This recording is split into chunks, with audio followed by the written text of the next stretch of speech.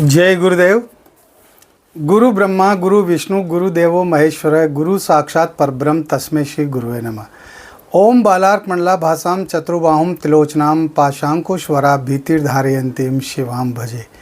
या देवी सर्वभूतेषु मातृरूपेण संस्थिता लक्ष्मी रूपेण संस्थिता नमस्तस्यै नमस्तस्यै नमस्तस्यै नमो नमः।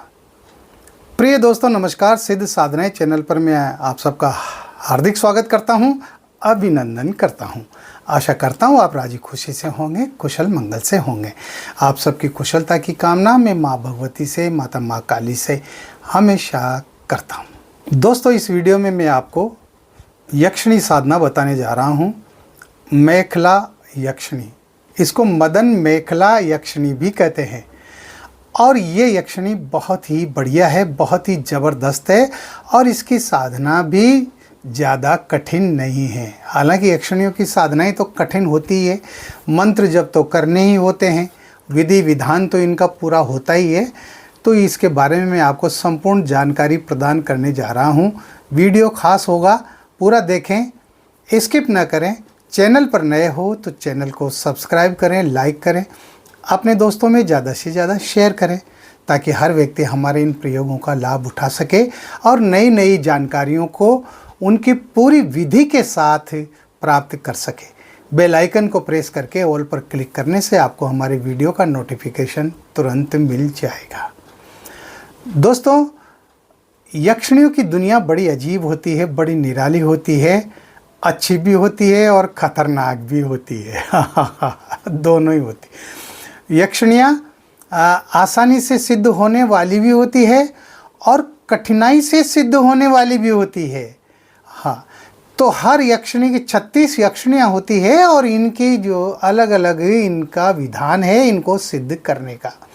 और एक यक्षिणी को सिद्ध करने का एक ही तरीका नहीं है, मैं ये भी बता दूँ आपको। ये कई तरह से सिद्ध होती है। इनके अलग अलग विधान होते हैं, नियम होते हैं और उन नियमों के द्वारा ही ये सिद्ध की जाती है। तो ये गुरु के मार्फत ही यक्षिणियों को सिद्ध करना चाहिए। यानी गुरु के निर्देशन में, गुरु आज्ञा लेकर के और गुरु के निर्देशन में ही यक्षिणियों की साधना की जानी चाहिए। दीक्षा लेकर के, प्राण प्रतिष्ठित सामग्री लेकर के और इनकी साधना की जाती है। यक्षिणियाँ ये भगवान शंकर की सेवा में लिप्त रहती है। योगिनियाँ ये भी जो है माता दुर्गा की, माता महाकाली की सेवा में रहती हैं। ये चाहे वो योगिनी हो, चाहे वो यक्षिणी हो, चाहे वो किन्नरी हो या चाहे वो अप्सराएं हो, ये सब भगवान शिव और माता पार्वती की सेवा में रत रहते हैं, है ना। और ये मनुष्य के संपर्क में आने के लिए, मानव संपर्क में आने के लिए ये लालायित रहती हैं। चाहे वो यक्षिणी हो, अप्सरा हो, किन्नरी हो, योगिनी हो, कोई भी हो, है ना। तो इनको सिद्ध करना सरल भी है और कठिन भी है। साधक के अंदर यदि पूर्ण ऊर्जा है, उसका शरीर ऊर्जा युक्त है, साधना की ऊर्जा उसके अंदर है और उसके गुरु का आशीर्वाद उसके ऊपर है, उसके सर पर है ना, तो फिर इनको सिद्ध करने में कोई भी नहीं रोक सकता, कोई भी नहीं रोक सकता। ये प्रत्यक्ष होती ही होती है। और इन यक्षिणियों के अलग अलग कार्य हैं, इनके अलग अलग डिपार्टमेंट हैं। जैसे सरकार के अलग अलग विभाग होते हैं ना, अलग अलग डिपार्टमेंट होते हैं ना, उसी तरह से भगवान शंकर की जो सरकार है, हाँ, ये भगवान शंकर की सरकार के ही अंग हैं ये सारे। यक्ष हो, किन्नर हो, है ना, ये भूत हो, प्रेत हो, ये सब भगवान शंकर की सरकार के ही विभिन्न विभिन्न जो विभाग हैं, डिपार्टमेंट हैं, ये उनके अधिकारी हैं और ये जो है अलग अलग काम करते हैं। जैसे वित्त विभाग वित्त का काम करता है, कृषि विभाग कृषि की देखभाल करता है, शिक्षा विभाग शिक्षा की देखभाल करता है कि नहीं करता है। इसी तरह से इनके सबके अलग अलग डिपार्टमेंट हैं, अलग अलग विभाग हैं। आप किस यक्षिणी को किस रूप में सिद्ध करना चाहते हैं और किस उद्देश्य के लिए करना चाहते हैं, उसके लिए आपको उसी यक्षिणी को सिद्ध करना पड़ेगा जो जिस उद्देश्य की वो मालकिन है ना। तो ये जो मेखला, मदन मेखला जो यक्षिणी है, ये पृथ्वी में दबा हुआ जो धन होता है, जो दौलत होती है, उसको बताने का काम करती है। हाँ, क्योंकि हमारी पृथ्वी पर वर्षों से, हजारों हजार सदियों से जो है इस ज़मीन में धन गड़ा हुआ है। ये धन कहाँ से आया? ये जो उस समय के जो व्यापारी हुआ करते थे, है ना, तो वो व्यापारी लोग उस समय बैंक होते नहीं थे, है ना, तिजोरियाँ होती नहीं थी, तो वह अपने धन को ज़मीन में गाड़ देते थे और वहाँ पर कुछ निशान बना देते थे, है ना। और फिर ऐसा हुआ कि वो लोग मर गए और वो धन ज़मीन में गड़ा हुआ ही रह गया। वो ज़मीन में सुरक्षित रहता था, क्योंकि पहले जब लड़ाइयाँ होती थी, राजा महाराजा एक दूसरे पर आक्रमण करते थे ना, तो वो तहखानों को लूटते थे, है ना। महलों में जो तहखाने होते थे उनको लूटा करते थे। तो इस वजह से जो है पहले तहखाने भी बनते थे, लेकिन बाद में तहखानों का भी पता चलने लग गया। और इसके अलावा जो बड़े बड़े जो व्यापारी होते थे उस समय के, वो सोने की मोहरें, हीरे जवाहरात, चांदी, ये तमाम सारी जितनी भी महंगी धातुएं होती थी, इनको वो ज़मीन में गाड़ दिया करते थे। वो धन वहाँ का वहीं रह गया। वो लोग तो मर गए, वो धन वहाँ का वहीं रह गया। आज भी हमारी पृथ्वी पर, हमारी धरती पर जो है धन गड़ा हुआ है, जगह जगह पर धन गड़ा हुआ है, लेकिन उसकी जानकारी नहीं है किसी को भी। लेकिन मैं आपको यहाँ पर एक बात बता दूँ, जब से भारत सरकार बनी है ना, तब से पृथ्वी, इस ज़मीन की, हमारे भारत की जो जितनी भी ज़मीन है ना, ये सारी भारत सरकार की है। हम तो लीज पे रहते हैं, किराए से रहते हैं। हमारे किसान जो है ना, वो किराए से खेती करते हैं, उसका जो है उनको कर्ता देना पड़ता है, हर साल पैसा देना पड़ता है ज़मीन का, सरकार को लगान देना पड़ता है कि नहीं पड़ता है। सरकार जहाँ से चाहते हैं वहाँ से 4 लेन 8 लेन हाईवे निकाल देती है और किसानों की ज़मीनें आ जाती है और उनको कुछ मुआवजा दे दिया जाता है, लेकिन कोई चू चपड़ नहीं करता। इसलिए नहीं करता कि ज़मीन सरकार की है ना। तो इस ज़मीन के अंदर जितने भी खनिज हैं वह सब भी सरकार के हैं, चाहे वो पत्थर हो, चाहे वो तांबा हो, चाहे वो सोना हो, लोहा हो, अभ्रक हो, है ना, मैग्नीशियम हो, यानी जितने भी खनिज होते हैं ना, वो सारे सरकार के ही हैं। तो जितना सोना, हीरे जवाहरात, चांदी वगैरह ये जो ज़मीन में गड़े हुए हैं ना, ये भी सरकार के हैं, ये भी हमारी भारत सरकार के। इसलिए ज़मीन के धन को खोद कर निकालना और उसको अपने काम में लेना, ये कानून के खिलाफ है। मैं एक बात बता दूं, इसलिए मैं इजाज़त नहीं देता कि आप कहीं जाकर के धन खोदें और जो है उसको अपने उपयोग में लें। उस पर भारत सरकार का अधिकार है। लेकिन मैं ये जानकारी दे रहा हूँ मैं आपको यक्षिणी की, कि ये यक्षिणी इस तरह के कार्य करती है। ये जमीन में गड़े हुए धन को बता देती है कि वह धन किस जगह गड़ा हुआ है, कितनी मात्रा में धन गड़ा हुआ है और कितनी गहराई में वो धन गड़ा हुआ है। इस बात की जानकारी ये मदन मेखला जो यक्षिणी है ये देती है। तो अगर आपके घर में, मकान में अगर धन गड़ा हुआ है तो आप पुलिस को सूचित करके और उस धन को निकाल सकते हैं, है ना, सरकार को इत्तला करके। तो सरकार जो है रहम कर दे आपके ऊपर, आपको कुछ % दे दे उसका, बाकी सरकार के खजाने में चला जाएगा वो। जानकारी के तौर पर मैं आपको बता रहा हूँ। इस साधना को कैसे करना है, इस पर अब आप अपना पूरा ध्यान दीजिए और एक एक बात को ध्यान से सुनिए। ये किसी भी प्रतिपदा से ये साधना की जाएगी, यानी जो अमावस्या के बाद जो प्रतिपदा आती है, उस प्रतिपदा तिथि से ये साधना की जाएगी। ये रात्रिकालीन साधना है। रात्रि को 10 बजे के बाद इस साधना को करें और स्नान करके, नहा धो करके और आप कोई भी वस्त्र पहन लें, इसमें वस्त्रों का कोई प्रतिबंध नहीं है, लेकिन सिले हुए वस्त्र नहीं होने चाहिए, है ना। आप धोती कोई भी कलर की ले लें और उस धोती को आप कमर के नीचे बांध लें और बाकी धोती को आप अपने शरीर पर ओढ़ लें, ठीक है। ये साधना होगी महुआ के पेड़ के नीचे। महुआ का जो पेड़ होता है ना, जिसकी महुआ की शराब बनती है ना, आप लोगों को पता होगा, शराब पीने वालों को ज़्यादा पता होता है, लेकिन चूंकि जानकारी तो सभी को ही होती है इसलिए मैं जानकारी के तौर पर ही आपको बता रहा हूँ। महुआ का पेड़ होता है, उस महुआ के पेड़ के नीचे बैठकर दक्षिण दिशा की तरफ मुंह करके और आप जो है आसन लगाएं, काला आसन। काला आसन लगा करके सामने बाजोट रखें, बाजोट पर आप काला वस्त्र बिछाएं और उस पर मेखला यक्षिणी का प्राण प्रतिष्ठित चित्र रखें, फोटो रखें। अब उसके पास ही अपने गुरुजी का फोटो रखें। बिना साधना दीक्षा के इस साधना को बिल्कुल भी मत करना और गुरु जी के निर्देशन में ही ये साधना करना, ठीक है। अब आपको क्या करना है, आपको वहाँ पर काले तिल बिछा करके उस बाजोट पर, लकड़ी के पाटे पर, कपड़े के ऊपर काले तिल बिछा करके और उसके ऊपर यक्षिणी जो यंत्र है वो यक्षिणी यंत्र स्थापित करना है और यक्षिणी माला वो आपको स्थापित करना है।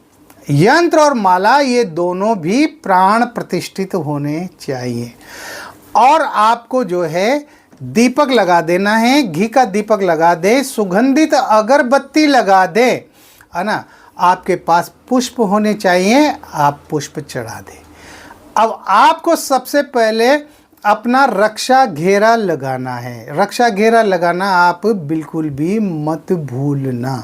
तो आप ओम अपसर्पन्तु ये भूता भूमि संस्था ये भूता विघ्न कर्ता रस्ते नश्यन्तु शिवा गया अपक्रामन्तु भूतानि पिशाचा सर्वतो दिशम सर्वेशाम विरोधेन पूजा कर्म समारभ्ये।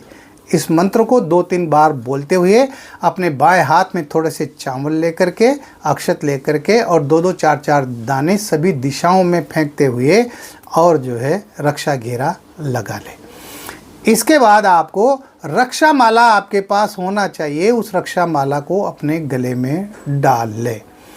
रक्षा माला गले में डालने के बाद में अब आपको सबसे पहले अपने गुरुजी का पूजन करना है।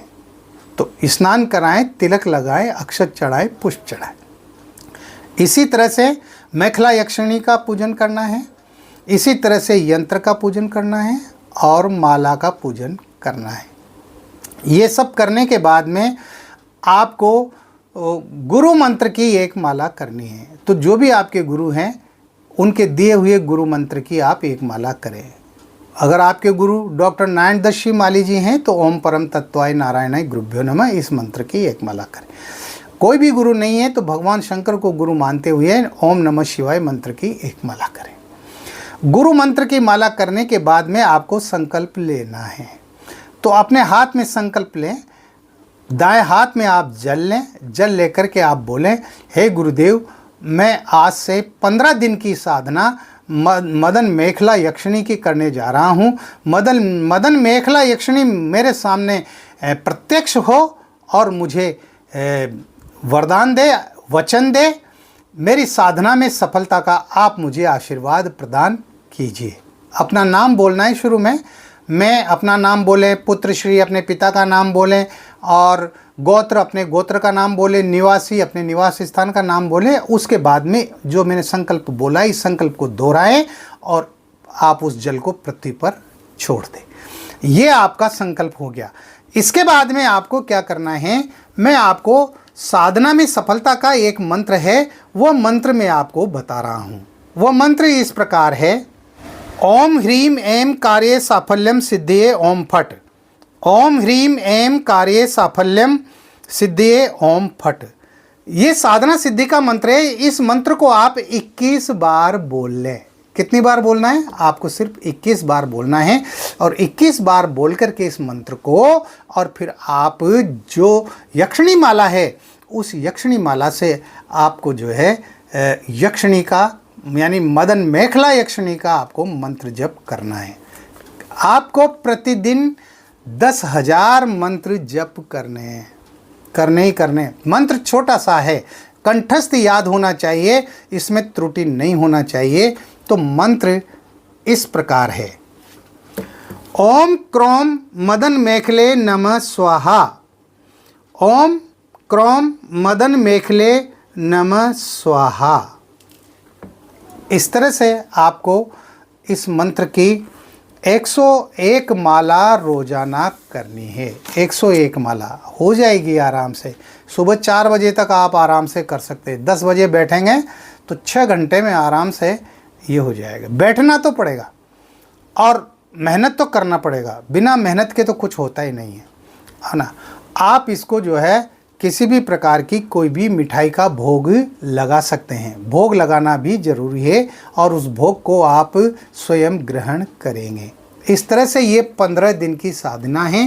पूर्णिमा के दिन ये आपके सामने प्रत्यक्ष हो जाएगी, है ना। अगर आपने पूरी श्रद्धा भाव से इस साधना को किया, पूरे समर्पण के साथ आपने इस साधना को किया, तो निश्चित रूप से मदन मेखला यक्षिणी आपके सामने प्रत्यक्ष हो जाएगी। और जब ये प्रत्यक्ष हो जाए तो आपको जो है इससे वचन लेना है। अगर ये पूरी मालाएं नहीं होती है और उसके पहले भी ये प्रत्यक्ष हो जाती है तो आपको बात नहीं करना। आपको बात तभी करना है जबकि आपकी मालाएं पूरी हो जाए, उसके बाद ही आप इससे बात करें, है ना। आप उस दिन जो है 2 मालाएं रखें। एक माला जो है आप इसको पहना दे, जब ये प्रत्यक्ष हो तो एक माला इसको पहना दे, है ना। और अगर आपको साधना के दौरान, मंत्र जप के दौरान वहाँ किसी भी प्रकार के कोई दृश्य उत्पन्न हो, भयानक दृश्य, भयानक आवाज़ें कुछ भी उपस्थित हो, कीड़े मकोड़े भी आप उपस्थित हो सकते हैं, हजारों लाखों बिच्छू इकट्ठे हो सकते हैं वहाँ आपके आसपास, है ना। आपके बदन पर भी चढ़ सकते हैं, लेकिन उनसे डरे नहीं, घबराए नहीं। यानी चींटियों का ढेर आ सकता है वहाँ पर, वो आपके ऊपर चढ़ सकता है, लेकिन फिर भी आपको मंत्र जप करते रहना है, घबराना नहीं है ना। तो वो एक इल्यूजन होता है, वो डराने के उपक्रम होते हैं वो, है ना। हालांकि वो कुछ बिगाड़ते नहीं है, लेकिन ऐसा होता है। आपको ऐसा लगेगा जैसे बहुत ज़बरदस्त तूफान आ रहा है और आप उस तूफान में उड़ने वाले हैं, है ना। ऐसा भी हो सकता। आपके चारों तरफ आग भी लग सकती है और आपको लगा जैसे आप उस आग में झुलस रहे हैं। लेकिन ये सब उपद्रव केवल जो है ना, ये होते ही हैं, डराने के लिए होते हैं। इनसे साधक का कुछ भी बिगड़ता नहीं है, बशर्ते कि वो डरे नहीं। इसलिए निडर व्यक्ति ही इस साधना को करे। 15 दिन तक आपको जो है ये मंत्र जप करना है। और 15वें दिन जो है यक्षिणी जब आपके सामने प्रत्यक्ष हो जाए तो उससे वचन ले लें कि मैं जब बुलाऊं तब तुम्हें हाजिर होना है, मैं जो कहूं वह कार्य तुम्हें करना है, मेरे परिवार की आपको सुरक्षा रखनी है। वो वचन देगी और इसके साथ ही वो आपको एक अंजन देगी। हाँ, सुरमा जिसको कहते हैं, अंजन देगी वो, है ना। आप उस अंजन को जो ही आँख में लगाएंगे, आपको ज़मीन में गड़ा हुआ तमाम सारा धन वो जो है दिख जाएगा। कहाँ ज़मीन में कितना धन गड़ा हुआ है, कितनी गहराई में गड़ा हुआ है, वहाँ पर कोई शक्तियाँ है या नहीं है, वो सारा पता चल जाएगा। अगर उस धन के ऊपर किसी प्रकार की कोई रक्षात्मक शक्तियाँ मौजूद हैं, उनका भी पता चल जाएगा। तो इस तरह से जो है आप ज़मीन में गड़े हुए धन का पता लगा सकते हैं। 15 दिन आप जो है ज़मीन पर सोएंगे, भूमि पर सोएंगे, आप एक समय भोजन करेंगे, आप जो है मांस मदिरा का, नॉनवेज का प्रयोग बिल्कुल भी नहीं करेंगे। आप शराब और नशे पते का, पान बीड़ी सिगरेट जर्दा गुटखा, इनका किसी का भी सेवन नहीं करेंगे। आप झूठ नहीं बोलेंगे, सत्य वचन बोलेंगे, सात्विक भोजन करेंगे, है ना। आप किसी के साथ गुस्सा नहीं होंगे, झगड़ेंगे नहीं, न अपने परिवार के साथ, पत्नी के साथ, बच्चों के साथ, न पड़ोसियों के साथ, किसी के साथ। बिल्कुल सात्विक तरीके से आपको रहना है और इस तरह से आपको ये साधना करनी है। अगर आप पूर्ण विधि विधान से इस साधना को करते हैं तो निश्चित रूप से आप 100% सफल होंगे ही होंगे। और आपकी इच्छाएं भी पूर्ण हो जाएगी। तो इस वीडियो में इतना ही। मिलते हैं अगले वीडियो में नई जानकारी के साथ, नए प्रयोगों के साथ, साधना और सिद्धियों के साथ। तब तक बने रहिए सिद्ध साधना चैनल पर, जो आपका अपना है। किसी भी प्रकार की कोई बात है, कोई दिक्कत है, आपको कुछ कहना है, पूछना है, आपकी कोई दुविधा है, आपकी कोई समस्या है, परेशानी है, तो व्हाट्सअप नंबर जो स्क्रीन पर चल रहे हैं, इन पर आप मुझे मैसेज कर सकते हैं, आप मुझे कॉल कर सकते हैं। आप खुश रहें, प्रसन्न रहें, हंसते रहें, मुस्कुराते रहें। जय गुरुदेव।